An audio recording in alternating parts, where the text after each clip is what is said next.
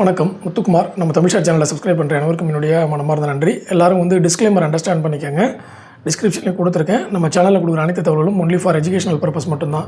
இதில் எதுவுமே ரெக்கமெண்டேஷன்ஸோ டிப்ஸோ கிடையாது. நான் செபி ரிஜிஸ்டர்ட் அனலிஸ்ட் கிடையாது. அதனால் before investing consult your financial advisor.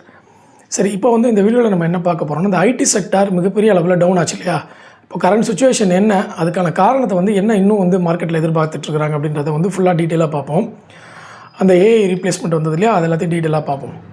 அதுக்கு முன்னாடி டிமேட் அக்கௌண்ட் இல்லாதவங்க நம்ம சேனலில் கமெண்ட்டில் பின் பண்ணி வச்சுருக்கேன் என்னுடைய ரெஃபரல் லிங்க். அதை பயன்படுத்தி அக்கௌண்ட் ஓப்பன் பண்ண விருப்பம் இருக்கிறவங்க அக்கௌண்ட் ஓப்பன் பண்ணிக்கோங்க.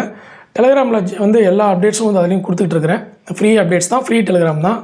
எங்கேயும் பெய்டு வெர்ஷன் நம்மக்கிட்ட கிடையாது. அதனால் டெலிகிராம்லேயும் லிங்க்கை ஜாயின் பண்ணிக்கோங்க. லிங்க் கீழே கொடுத்துட்டு அதை கிளிக் பண்ணி ஜாயின் பண்ணிக்கோங்க. இப்போது இந்த ஐடி செக்டாரை பொறுத்தளவில் நம்ம பார்த்தோம், கிட்டத்தட்ட ஒரே நாளில் 6% வரைக்கும் ஐடி செக்டார் டவுன் ஆச்சு. அதில் கிட்டத்தட்ட 2 லட்சம் கோடி மார்க்கெட் கேபிட்டலைசேஷன் எரட் ஆயிடுச்சு. லாஸ் பண்ணிட்டாங்க 2 லட்சம் கோடி மார்க்கெட் கேபிட்டல். அதில் விப்ரோலாம் ரொம்ப பெரிய அளவில் லாஸ் பண்ணுறதா போட்டிருக்கிறாங்க. ஸோ இது 2020க்கு அப்புறம் இவ்வளோ பெரிய டவுனை ஐடி செக்டார் முதல் முறையாக பார்க்குது. 6 வருஷத்துக்கு அப்புறம், 6 வருடங்களுக்கு பிறகு ஃபஸ்ட்டு டைம் அவ்வளோ பெரிய ஒரு டவுனை ஐடி செக்டாருக்கு இந்த நியூஸ் கொடுத்துருக்கு. என்ன நியூஸ் அப்படின்னு பார்த்தீங்கன்னா, இந்த ஆந்த்ராபிக் ஷாக் அப்படின்வாங்க. இதுக்கு முன்னாடி ஏஐயில் ஓப்பன் ஏஐ இருந்தது இல்லையா? ஓப்பன் ஏஐயில் வேலை பார்த்த 2 பேர் தனியாக ஆந்த்ராபிக் அங்கேருந்து வெளியே ஆந்த்ராபிக்கு க்ரியேட் பண்ணுறாங்க. அந்த ஆந்த்ராபிக்கோட எப்படி வேலை செய்யுதுங்கிறத பார்த்ததுக்கப்புறம் தான் இந்த டேட்டா வெளியே வந்திருக்கு. நல்லா புரிஞ்சுக்கோங்க. நிறைய பேர் என்னென்னா, அது இன்னும் ஒர்க் ஆகுமா ஆகாதெல்லாம் தெரியாது, எஃபிஷியன்ட் இல்லை அப்படின்லாம் சொல்கிறாங்க. அதை ப்ரூவ் பண்ணதுக்கப்புறம் தான் இங்கே அந்த நியூஸே வெளியே வந்திருக்கு. ஓகே, அதனால் அந்த ஆந்த்ராபிக்கு எபிலிட்டி இருக்குது அப்படின்றத மட்டும் நம்ம புரிஞ்சுக்கணும். அதுக்கு இனிமேல் வரக்கூடிய அந்த சின்ன சின்ன பிரச்சனைகள்லாம் என்னென்ன வரப்போகுதுன்றது நமக்கு தெரியாது. பட் இப்போதைக்கு அந்த எபிலிட்டியை பார்த்தவங்க என்ன பண்ணிட்டாங்கன்னா, அதை அண்டர்ஸ்டாண்ட் பண்ணிட்டாங்க. இது பல லட்சம் பேருடைய வேலையை பல ஆயிரக்கணக்கான நபர்களாக மாற்ற போகுது அப்படின்றத கண்டுபிடிச்சிட்டாங்க. ஓகே, ஏன்னா அது பேங்கிங் செக்டார் ஃபுல்லாக ரொம்ப ஈஸியாக வேலை செய்யுது. இன்னும் பல செக்டார்களில் அது பயங்கரமாக தன்னுடைய அந்த மேன் பவர் குறைக்கிறதுக்கு எல்லா வேலைகளும் அதை பண்ணுது சர்வீஸ் செக்டாரில். ஓகே, ஸோ அதனால் அந்த ஆந்த்ராபிக் அந்த ஏஐ நமக்கு ஐடி செக்டாரில் ஒரு பயத்தை ஏற்படுத்தி இவ்வளோ பெரிய டவுனை கொடுத்துச்சு. இப்போது அதுக்கப்புறமே அனௌன்ஸ்மெண்ட் கொடுத்துருந்தாங்க. என்விடியாவில் அனௌன்ஸ்மெண்ட் கொடுத்துருந்தாங்க. நமக்கு நம்ம ஊரில் இன்ஃபோசிஸ் சிஓ அவர் அனௌன்ஸ்மெண்ட் கொடுத்துருந்தாங்க. எல்லாருமே என்ன சொல்லியிருந்தாங்கன்னா, அந்தளவுக்கு பாதிக்காது, ஐடி செக்டார் என்றைக்குமே இல்லாமல் போகாது அப்படின்னு சொல்லியிருக்காங்க. இப்போ ஓப்பன் ஏஐ லிஸ்ட் ஆகிறதுக்கு முன்னாடியே இந்த ஆந்த்ராபிக் ஐபிஓ லிஸ்ட் ஆக போகுது அப்படின்னு ஒரு அனௌன்ஸ்மெண்ட் கொடுத்துருக்காங்க. ஸோ அந்த ஐபிஓட வேல்யூவேஷன் பார்த்திங்கன்னா $350 பில்லியன். ஓகே, $350 பில்லியன் வருது. அது இந்த ஆந்த்ராபிக்கோடைய வேல்யூவேஷன் மட்டும். இந்த ஒரு கம்பெனியோடைய வேல்யூவேஷன் $350 பில்லியன். 3000 பேர் இந்த கம்பெனிக்கு எம்ப்ளாயிஸ் இருந்தால் போதும்னு அவங்க தெரிவிச்சிருக்கிறாங்க. இப்போதைக்கு, அதாவது இப்போ கரண்ட்டாக இருக்கிற ப்ராஜெக்ட்ஸ்லாம் நாங்கள் எடுத்தால் 3000 பேர் எங்களுக்கு வேலைக்கு இருந்தால் போதும் அப்படின்ற மாதிரி ஒரு கால்குலேஷன் போட்டிருக்காங்க. இதில் Accenture, TCS, Infosys, HCL technologies, Wipro, இந்த கம்பெனிகள் எல்லா டாப் 10 கம்பெனிகளுடைய லிஸ்ட்டு எல்லாத்தையும் நீங்கள் சேர்த்திங்கனாலே மொத்த வேல்யூஷனே $350 பில்லியன் தான் வருது. அப்ராக்சிமேட்டாக 350-400 பில்லியன் வரும்னு வச்சுக்கோங்களேன். ஆனால் இந்த ஒரு கம்பெனியை $350 பில்லியன் வந்துடுது அதனுடைய வேல்யூஷன். அது மட்டும் இல்லை, இங்கே 11 லட்சம் ஒரு கோடி பேர் மொத்தமாக இந்த கம்பெனிகள் எல்லாத்தையும் சேர்த்திங்கன்னா வேலை பார்க்குறாங்க. ஓகேவா? ஆனால் இவங்களுக்கு தேவையான எம்ப்ளாயிஸ் பார்த்திங்கன்னா 3000 பேர் தான் அவங்களுக்கு தேவை. இப்போது யோசிச்சு பாருங்கள், டோட்டல் எம்ப்ளாயிஸ் அப்ராக்சிமேட்டாக 1.6 மில்லியன் காமிச்சிருக்காங்க. ஓகேவா? 1.6 மில்லியன் எம்ப்ளாயிஸ் இந்த 10 கம்பெனிகளையும் சேர்த்திங்கன்னா, டாப் 10 இந்தியாவில் இருக்கக்கூடிய டாப் 10 கம்பெனிகளை சேர்த்திங்கன்னா 1.6 மில்லியன் எம்ப்ளாயிஸ் வர்றாங்க. ஆனால் இந்த கம்பெனியோடைய எம்ப்ளாயிஸ் 3000 தான் தேவைப்படுது. ஓகே, ஸோ அப்போது நமக்கு எடுக்கிற ப்ராஜெக்ட்ஸ் எல்லாமே இந்தியன் ப்ராஜெக்ட்ஸாக இருந்தால் நீங்கள் இந்தியன் கவர்மெண்ட் அதெல்லாம் பண்ணலாம். நம்ம கொடுக்குற சப்போர்ட் எல்லாமே யூஎஸ், யூகேக்கு தான் இருக்குது, இங்கே இருக்கக்கூடிய ஐடி கம்பெனியோடது. ஸோ அவங்க இந்த அடாப்டேஷனுக்கு சீக்கிரமாக வந்துடுவாங்க அப்படின்றத எல்லாருமே கண்டுபிடிக்க ஆரம்பிச்சிட்டாங்க. ஏன்னா எப்படியும் அவங்களோட காஸ்ட் கட்டிங் தான் பார்ப்பாங்க. அப்படி இருக்கும் பொழுது இது கண்டிப்பாக ஐடி செக்டரை பாதிக்கும்ன்ற ஒரு தாட் வந்தனால தான் ஐடி செக்டார் அன்றைக்கி 6% இறங்குச்சு. கிட்டத்தட்ட 2 லட்சம் கோடிக்கான மார்க்கெட் கேபிட்டல் எராட் ஆகிடுச்சு, ஃபுல்லாக லாஸ் ஆகிடுச்சு. ஓகே, இப்போ இன்றைக்கி நிலவரப்படி பார்த்திங்கன்னா, இன்றைக்கி 2 குட் நியூஸ் வந்திருக்கு மார்க்கெட்டுக்கு. ஒன்று நம்ம இந்தியாவுக்கு வரக்கூடிய அந்த 18% டேரிஃபை வந்து சைன் பண்ணிட்டாங்க, டீல் வந்து சீல்டு அப்படின்னு சொல்லிட்டு நியூஸ் கொடுத்துட்டாங்க. நான் டெலிகிராமில் போஸ்ட் பண்ணியிருக்கேன், டெலிகிராம் லிங்க் டிஸ்கிரிப்ஷனில் கொடுத்துருக்கேன். டிமேட் அக்கௌண்ட் ஓப்பன் பண்ணாதவங்களுக்கு லிங்க் டிஸ்கிரிப்ஷனில் கொடுத்துருக்கேன், விருப்பம் இருக்கிறவங்க அதை யூஸ் பண்ணிக்கோங்க. சரியா? இப்போது நம்ம என்ன பார்த்தோம், யூஎஸ் டாரிஃப் வந்து 18% கொடுத்துருக்காங்க, இது பாசிட்டிவாக இருக்குது.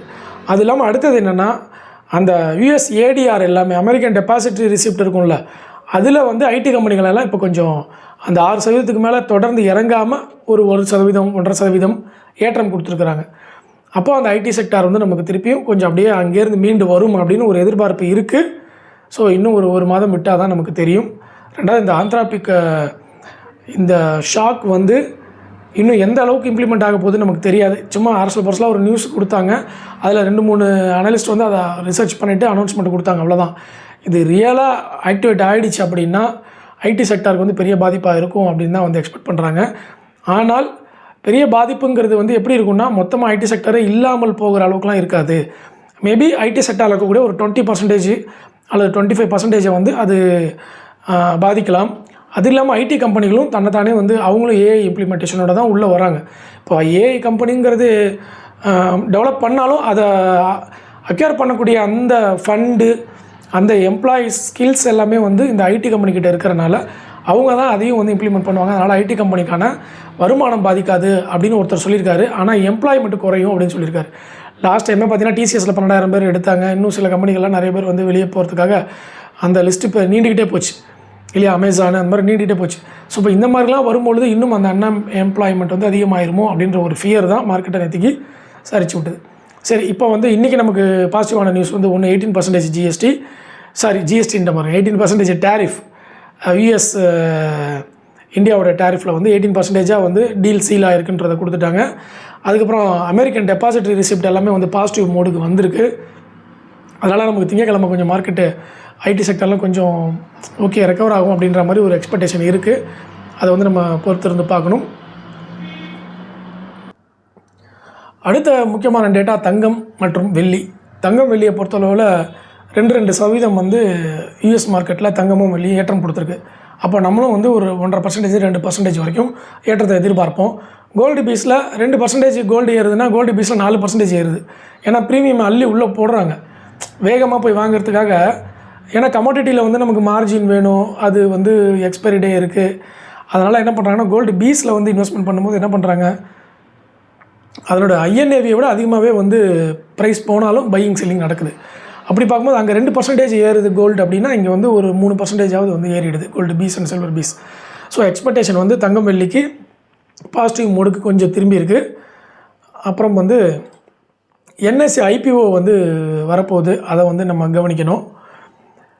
ஓகே, அதை வந்து எல்லோரும் நோட் பண்ணி வச்சுக்கோங்க. என்எஸ்சி ஐபிஓவோட நியூஸ் எல்லாத்தையும் வந்து வாட்ச் பண்ணிக்கிட்டே இருங்க. ஏன்னா கம்பெனியும் நல்ல ப்ராஃபிட்டை வந்து புக் பண்ணியிருக்கிறாங்க. ஓகேவா? சரி, இது இல்லாமல் வந்து நம்ம ரூபாயோட மதிப்பு கொஞ்சம் கொஞ்சமாக வந்து உயர்ந்துக்கிட்டே வருது. அதாவது 82லேருந்து 92, இப்போ 90 தாண்டி போயிட்டு இப்போ 90 நிற்கிறதே வந்து நம்ம பெஸ்ட்டுன்னு நினச்சிக்கிட்டு இருக்கிறோம். பட் எனிவே கடந்த ஒரு வாரத்தை கம்பேர் பண்ணும்போது இப்போ பெட்டர் அப்படின்னு சொல்லலாம். அதுக்கப்புறம் பார்த்திங்கன்னா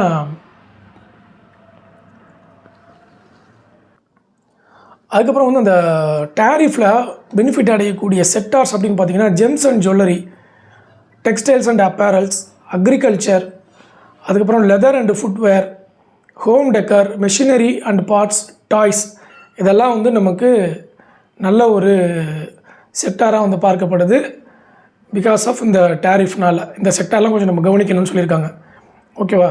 ஸோ அந்த டேட்டா, அதாவது அவங்க அந்த டேரிஃபில் மற்ற கண்ட்ரி விட நம்ம எந்தெந்த செக்டார்ஸில் பெஸ்ட்டாக இருக்குமோ, எந்தெந்த இண்டஸ்ட்ரியில் பெஸ்ட்டாக இருக்குமோ அந்த இண்டஸ்ட்ரியெல்லாம் வந்து லிஸ்ட்டு கொடுத்துருக்காங்க பிஸ்னஸ் டுடேயில். அது எல்லாத்தையும் எடுத்து நான் இப்போ டெலிகிராம்லேயே உங்களுக்கு காமிக்கிறேன், நீங்கள் வந்து டெலிகிராமில் போய் செக் பண்ணி பாருங்கள். ஓகே, அதுக்கப்புறம் வந்து கல்யாண் ஜுவல்லர்ஸ் வந்து மிகப்பெரிய அளவில் ரிசல்ட் வந்து பாசிட்டிவாக கொடுத்துருக்காங்க. அதை நம்ம நோட் பண்ண வேண்டிய விஷயமா இருக்குது. இது இல்லாமல் நமக்கு திங்கக்கிழமைக்கு தேவையான பங்குச்சந்தை தகவல் எல்லாத்தையுமே நம்ம வந்து நாளைக்கு பார்க்கலாம். நாளை பங்குச்சந்தை தகவல்களை வந்து நாளைக்கு பார்க்கலாம். ஸோ இன்றைக்கி வந்து நம்ம என்ன பார்த்துருக்கோம்னா, அந்த ஆந்த்ராபிக்கோடைய ஷாக், ஆந்த்ராபிக் கிளாட், அந்த ஏஐ கம்பெனியுடைய ஷாக் என்னென்ன மாதிரி இம்பேக்ட் பண்ணும் அப்படின்றத பார்த்துருக்கோம். 3000 எம்ப்ளாயீஸு ரீப்ளேஸ்மெண்ட் எத்தனை பேரை பண்ண போகிறாங்கன்னா $1.6 மில்லியன் எம்ப்ளாயீஸு. ஸோ $350 வந்து ஆக்சுவலாக $185 தாங்க இருந்தது ஆந்த்ராபிக்கோட வேல்யூவேஷன் செப்டம்பர் மாதம் 2025.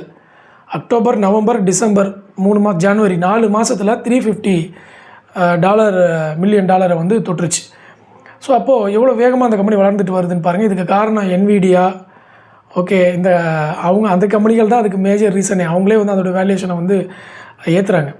ஸோ அதனால் கேர்ஃபுல்லாக இருக்கணும். நம்ம அந்த கம்பெனி வந்து பெரிய அளவில் ஐடிக்கு அப்படியே ஒரு பயமுறுத்துகிற மாதிரி தான் வளர்ந்துக்கிட்டு வருது. ஆனாலும் ஐடி சஸ்டெயின் பண்ணணும்னு நிறைய பேர் சொல்கிறாங்க. இதை பொறுத்து இருந்து தான் நம்ம பார்க்கணும். ஓகேவா? ஏன்னா ஒரே ஷாட்டில் வந்து நம்ம இதுக்கு முன்னாடி வந்து நார்மல் மேன் பவரை வந்து ஐடி வந்து எல்லாத்தையுமே ரெடியூஸ் பண்ணிச்சு. இப்போ ஐடிக்கு வந்து அடுத்து ஏஐ வரப்போகுது. அவ்வளோதான் டிஃப்ரென்ஸை தவிர நம்ம ஐடி மேலே ஒரு பற்றாக இருக்கக்கூடாது. ஓகே, எல்லாமே சேஞ்ச் ஆகிட்டே வரும். டைப்ரைட்டிங் இருந்த காலம் வேறு, கம்ப்யூட்டர் வந்த காலம் வேறு. ஓகே, அதுக்கப்புறம் நார்மல் செல்ஃபோனு நம்ம ஒரு காலுக்கு 15 ரூபா 20 ரூபாலாம் பே பண்ண காலம்லாம் உண்டு. செல்ஃபோனில் ஆர்பிஜிலாம் இருந்த காலத்தில் பயங்கரமாக இருந்துச்சு. அப்போ புதுசாக இன்ட்ரடியூஸ் ஆன டைம். அதுக்கப்புறம் செல்ஃபோன் மாறி இப்போது ஸ்மார்ட் ஃபோனாக வந்து நம்ம எங்கேயோ போயிட்டோம். இந்த மாதிரி சேஞ்சஸ் நடந்துக்கிட்டே தான் இருக்கும். அதனால் அதை பற்றி ஒரி பண்ண வேணாம். அதுக்கப்புறம் முக்கியமான விஷயம், இந்த வார் பற்றி வந்து நிறைய பேர் கேட்டிருந்தாங்க. அதுக்கு வந்து விஜய் கேடியா ஒரு போஸ்ட்டை வந்து பின் பண்ணியிருந்தார், ரீபோஸ்ட் பண்ணியிருந்தார். அந்த டேட்டா நான் உங்களுக்கு சொல்கிறேன் பாருங்கள். யுஎஸ்ஏவை வந்து அவங்க பிரைம் மினிஸ்டர் ரன் பண்ணிவிடுவாங்க, இந்தியாவை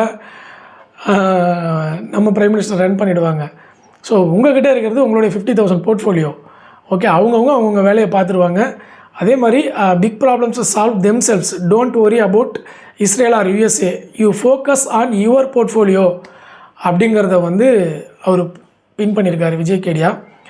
ஸோ ஸ்டாப் பண்ணுறதை ஒரி பண்ணுறதை விட்டுட்டு நம்ம போர்ட்ஃபோலியோவை நம்ம கவனித்து அதை மேலே கொண்டு வரதுக்கு என்னென்னலாம் பண்ணணுமோ அதை பண்ணாலே போதும். Diversify, money management, strict money management, okay, calculative risk management, இதெல்லாம் வந்து இருந்துச்சுன்னா நம்ம போர்ட்ஃபோலியோ வந்து நம்ம ஸ்ட்ராங்காக வச்சுக்க முடியும். அது எல்லாமே வந்து சால்வ் ஆகக்கூடிய பிரச்சனைகள் தான். எந்த பிரச்சனை வந்தாலும் அதை வந்து கண்டிப்பாக ஒரு நாள் தீர்வு இருக்கும். அது வரைக்கும் நம்ம பொறுத்திருக்கிற மாதிரி தான் வந்து இருக்கும். ஓகே, ஸோ உங்கள் போர்ட்ஃபோலியோவை கவனமாக பாருங்கள். டைவர்சிஃபிகேஷனோட ரிஸ்க் மேனேஜ்மெண்ட், மணி மேனேஜ்மெண்ட் எல்லாத்தையும் ப்ராப்பராக ஃபாலோ பண்ணிக்கோங்க. நம்ம நாளைய பங்குச்சந்தை தகவல்களை வந்து நாளைக்கு பார்க்கலாம். நன்றி, வணக்கம்.